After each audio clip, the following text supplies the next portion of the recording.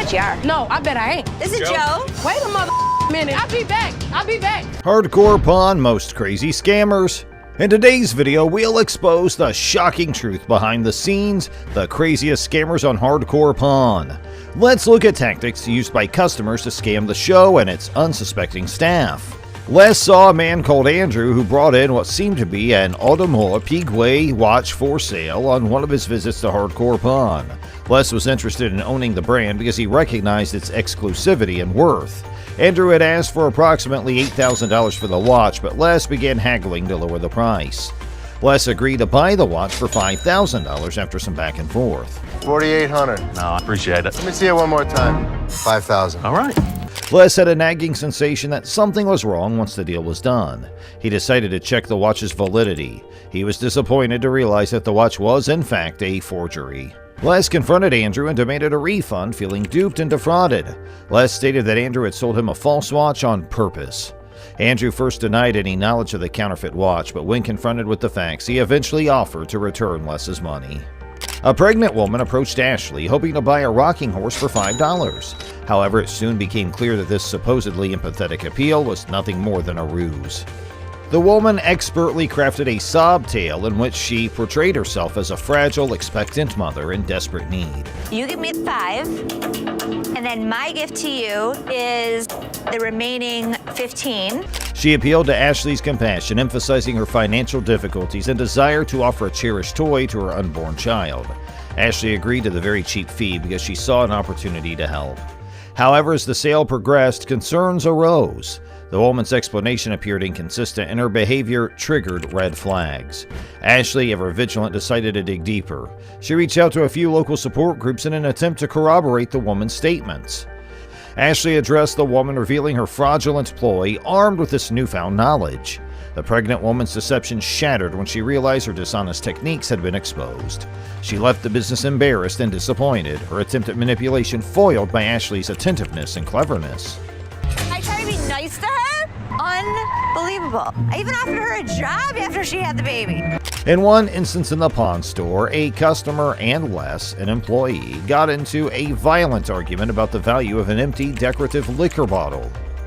The buyer is convinced that the bottle is valuable, whereas Les rejects its worth as small. As the talk goes on, tension mounts, resulting in an exchange of insults between the two people.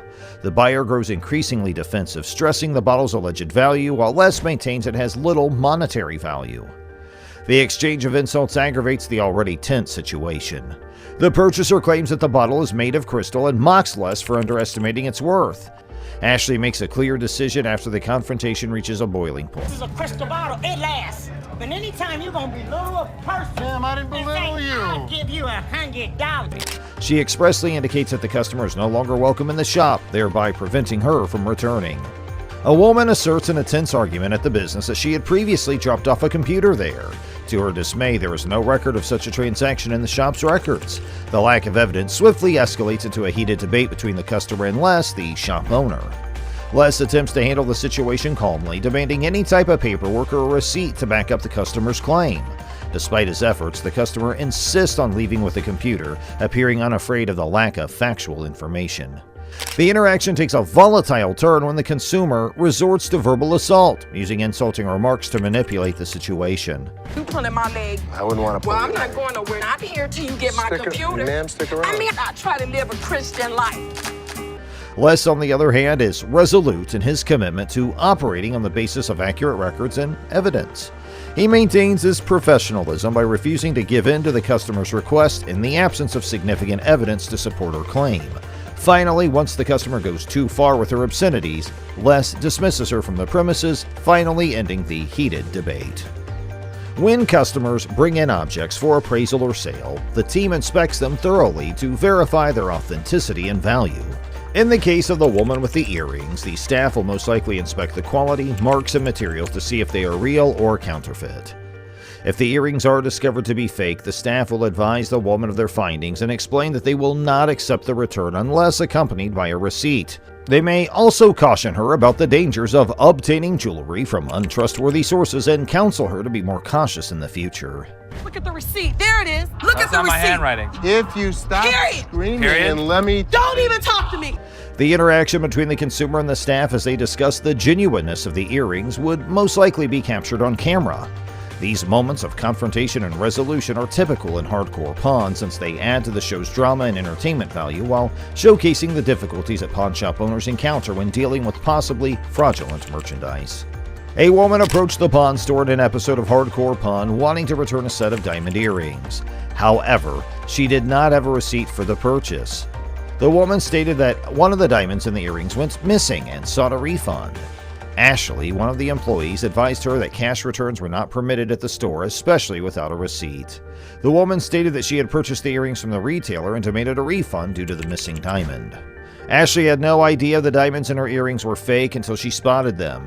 Because the pawn store did not sell counterfeit jewelry, this disclosure exposed the woman's scheme. She accused the pawnbrokers of deception and advised others not to buy valuables from the store. Excuse me, anybody buying any jewelry from here? Don't get no more jewelry from here, because this ain't good. The crew, on the other hand, stayed calm and held firm. They told the woman flatly that her earrings were phony and that she was not entitled to a refund. Eventually, security led the woman out of the shop, departing empty-handed and defeated in her attempt to scam the pawn shop. A customer takes in a pocketbook with the purpose of pawning it for $50 in a transaction at the business. However, Ashley, the customer service representative, sees large stains on the purse that reduce its worth. As a result, Ashley values the purse at $75 despite its deteriorated condition as a result of the stains. When the customer hears Ashley's valuation, he reacts disrespectfully, expressing unhappiness and criticizing Ashley's judgment. The buyer wonders why Ashley would bring up the $50 offer when the purse is worth more. Ashley responds by attempting to explain how the stains reduce the value and hence justify the new estimate. Well, if you can tell, it's actually stained. Okay. All through here. Despite Ashley's efforts to explain, the customer's disrespectful behavior continues, resulting in an impasse. Ashley, frustrated by the customer's attitude, decides to decline the transaction because doing business in a rude and aggressive environment violates the shop's principles. In an unusual turn of events at the pawn store, a man brings in an oven with raw chicken and insists on a return despite the fact that he cannot show a receipt. Seth, a shop employee, is thrown into this unusual scenario and must make a decision. The man, who appears to be out of touch with reality, continues to demand his money back. Despite the lack of a proof of purchase, he asserts that he paid for the oven. I'm gonna get my money, bro. No, you're not. Security officers are called to the location to oversee the emerging crisis in order to maintain order and prevent any potential accidents. Seth, seeing the ridiculousness of the man's request, flatly refuses to issue the refund.